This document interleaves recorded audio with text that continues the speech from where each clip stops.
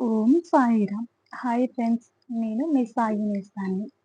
ఈరోజు మన సాయి సచ్చరిత్రము. బాబా గారు తిరిగి మళ్ళీ షిరిడి ఎలా వచ్చారు? చాంద్ పటేల్‌కి బాబా గారికి పరిచయం ఎలా జరిగిందో ఇప్పుడు తెలుసుకుందాం. తూప్ గ్రామ మునసాహిబు అగు చాంద్ పటేల్ అను వాని గుర్రము ఒకటి తప్పిపోయినది.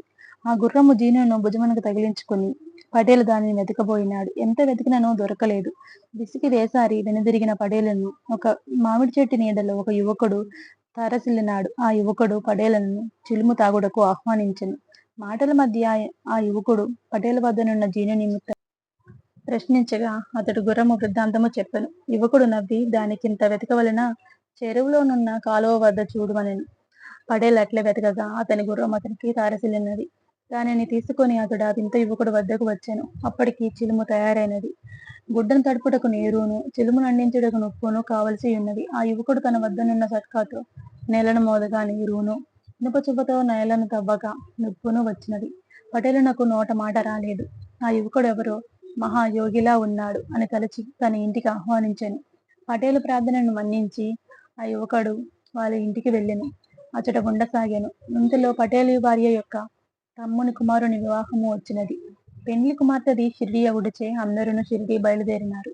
వారితో పాటే ఆ వింత యువకుడు కూడా బయలుదేరినాడు. సాయిబాబా గారికి సాయి అనే నామకరణం ఎలా జరిగిందో తెలుసుకుందాం. మగ పెండ్లి వారు షిరిడీలోని భక్త మహల్సాపతి గారి పొలములోని చెట్టు నీడలో విడిది చేసిరి. కంఠోబా ఆలయము పక్కనున్న ఖాళీ స్థలంలో బండ్లు నాపి ఒకరి తర్వాత ఒకరు దిగసాగినారు. పెండ్లివారితో పాటే బండి దిగుచున్న వింత యువకుని చూడగానే మహల్సాపతి కళ్ళు మెరిసినవి. ఆ యువకుడు మరెవరో కాదు, నాటికి 3 ఏళ్ల క్రితము షిరిడీలో కొన్ని నాళ్లుండి అదృష్టమైన బాలయోగియే.